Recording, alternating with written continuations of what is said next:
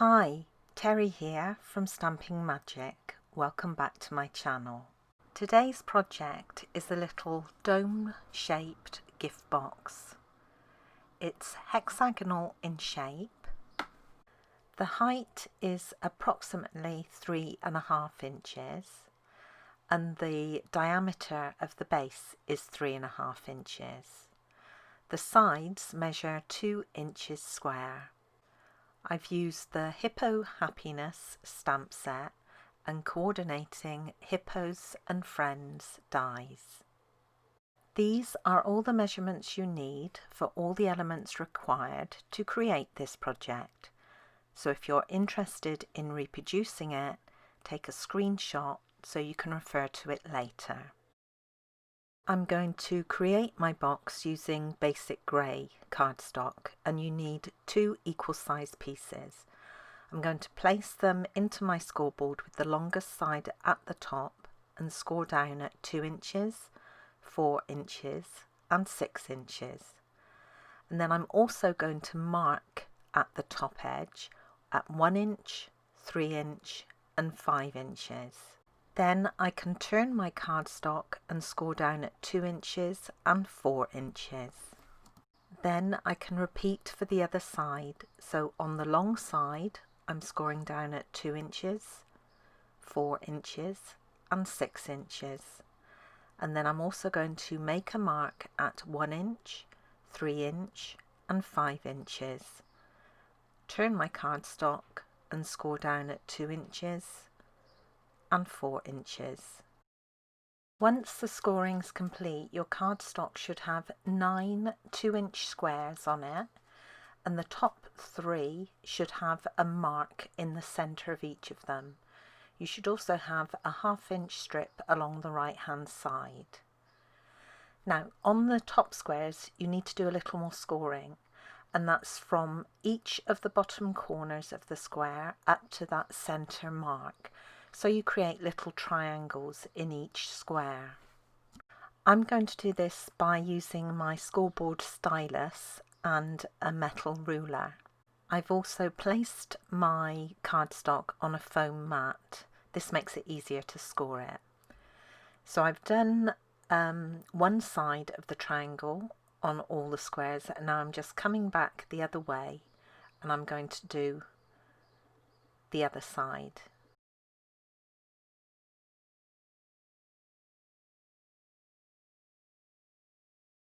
And now I can repeat the same thing again for the second piece of card.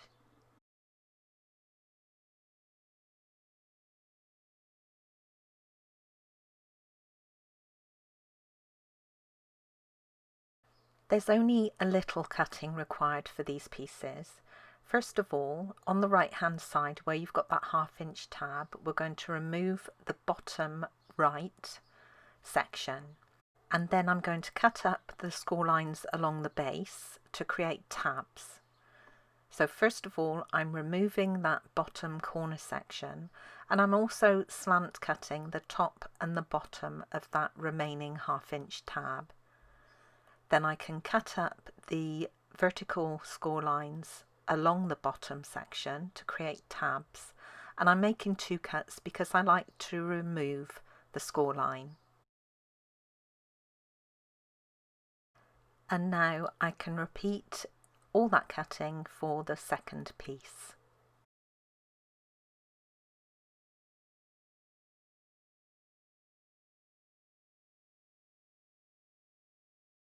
Next, I'm going to use a pencil and mark the position for the ribbon holes. Now you've got 3 squares at the top. You're going to mark the centre one, and it's the top of the triangle right in the centre. You want to leave about, I don't know, 1/2 inch or so from the top edge, otherwise your hole could tear when you add the ribbon. And then I'll use my 1/8 of an inch circle punch or hole punch to pierce the holes. Now if you haven't got a little punch like this, just use your paper piercer to make the holes and give them a little wiggle to make them big enough to get your ribbon through. I can now go ahead and fold on all the score lines and reinforce the folds with my bone folder. Now the main bulk of this you just want to fold as normal, and it's going to be slightly different when you come to do the top section where the triangles are. So the sides of the triangles need to be mountain folds, so just press those in with your fingers, and then the side edge of each square needs to be a valley fold. And again, just reinforce them with your fingers, that'll be absolutely fine.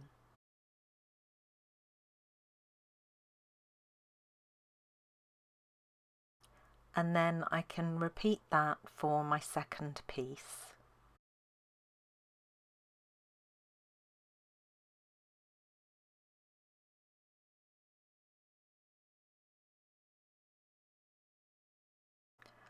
I can now join the two pieces together, and I'm going to do this by adding glue to what's left of that 1/2 inch tab, and then I can place the other section on top of it, lining up the horizontal score lines. I'll be decorating this while it's flat, so I won't be gluing the other side just yet.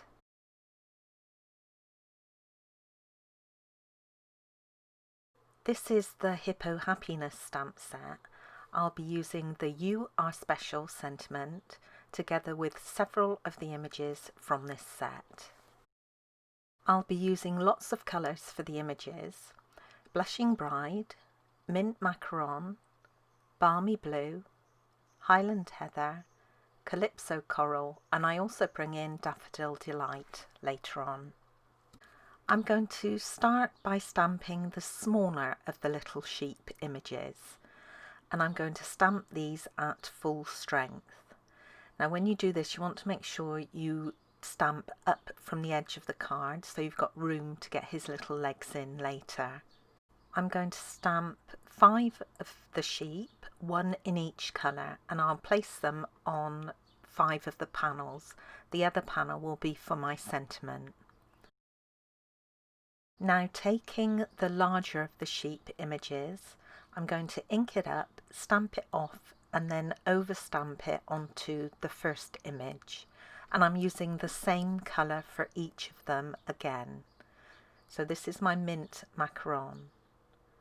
And when you stamp off, it gives you the same colour but a lighter tone. So even with one ink pad, you can get lots of different variations in tone. And because this is a photopolymer stamp set, this is really easy to do. You can see right through your stamp, line it up, and then stamp it down.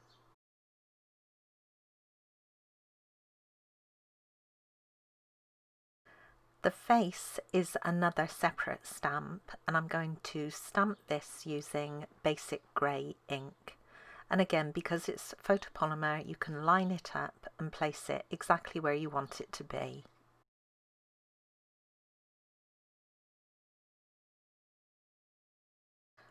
I'm also going to use basic grey ink to stamp the sentiment. For the butterflies, I'm bringing in my Daffodil Delight ink, and I'll also be using the Calypso Coral. For the main detailed stamp, I'm using Calypso Coral ink at full strength, and then I'm bringing in my scratch paper again because I'm going to ink up the little block butterfly with Daffodil Delight, stamping off and then stamping over the top of my first image, and then just repeat that for the second butterfly. I'm also going to stamp one of the little flowers in each of the 6 colours that I've been using. So Blushing Bride, Mint Macaron, Balmy Blue, Highland Heather, Calypso Coral and Daffodil Delight. All the stamped elements will be die cut using dies from the Hippo and Friends die set. That does include the little flowers that I don't actually show here. Now for the flowers, in this set you've actually got 3 dies to die cut them. So for this project you'll only need 2 passes of the die cutting machine to cut out all 6 flowers. You also need to die cut 6 panels for the sides of your box. Now the paper I'm using here is now retired, unfortunately. It's from our birthday Bonanza Designer Series paper pack. But you could use any paper that you have. This one is mainly in Daffodil Delight, which is why I chose it. You also need to die cut 2 of the larger panels from basic grey cardstock, and these will be used for the bottom of the box, one for inside and one for outside. I can now go ahead and decorate the sides of the box.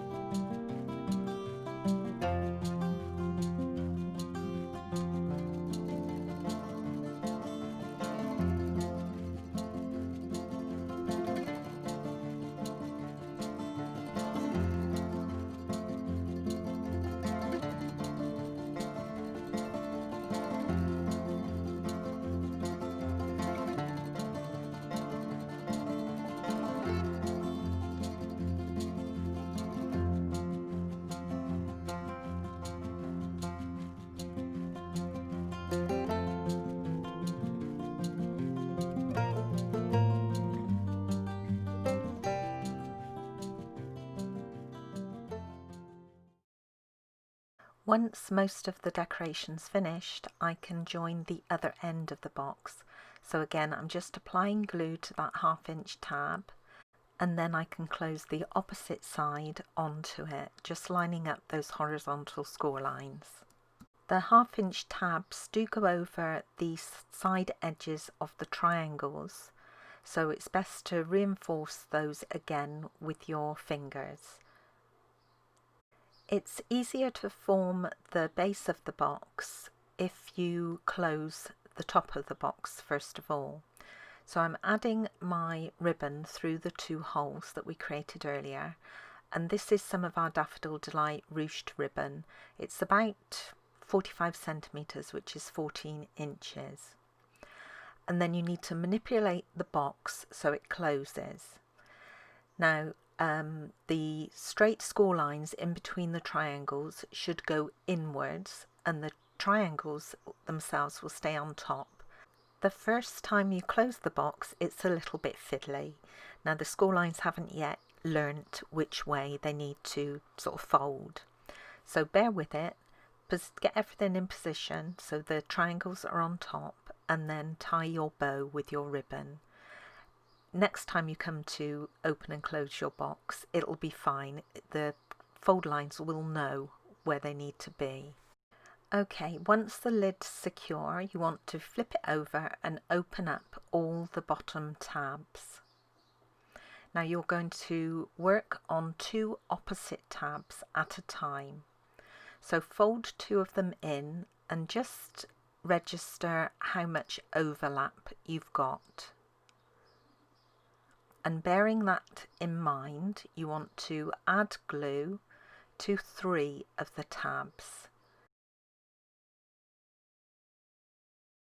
Okay, just on that end where they will overlap with the opposite side.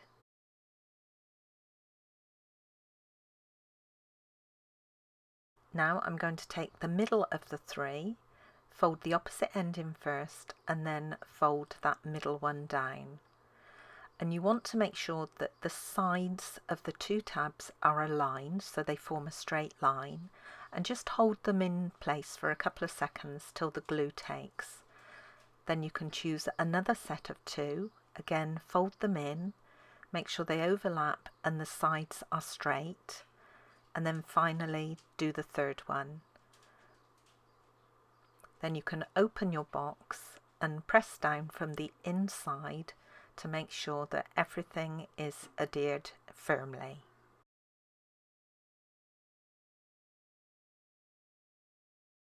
I can now finish off the box by adding these 2 die cuts to the base of the box, one to the inside, one to the outside. Now if you're making this box but you're not using this stamp set and this die set, you can use any die shape that will fit to do this, and it'll just secure all the tabs in the bottom of the box and make the base of the box look nice and neat.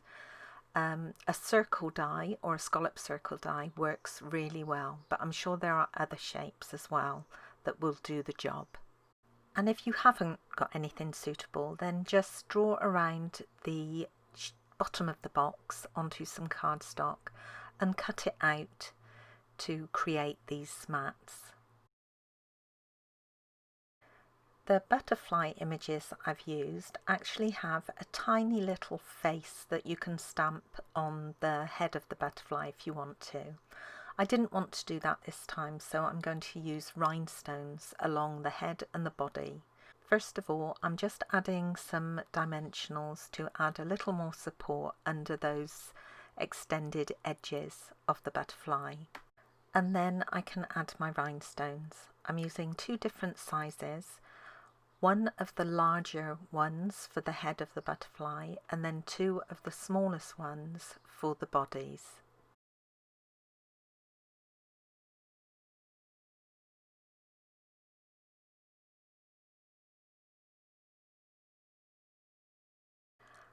I can now reclose the box and you'll see that it goes together much quicker and much easier this time.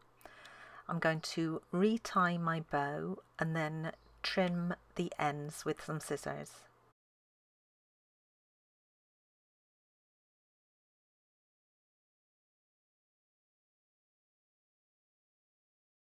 With the lid closed, it's easier to see where I want to add the little flowers. Now I'm adding 1 to each panel and I'm making sure that the flower colour is different to the little lamb below on the side panel.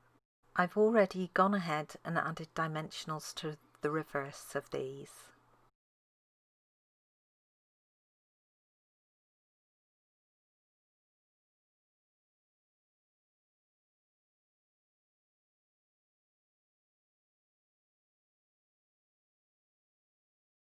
Finally, I'll finish them off just by adding a rhinestone to the centre of each flower.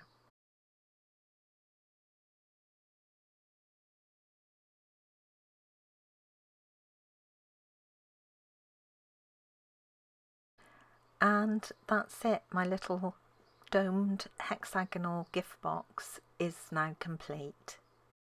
And here is the card I created to go with my box. Again, decorated very simply. The embossing on the front panel was created using the Dainty Diamonds 3D folder. And I've created another set.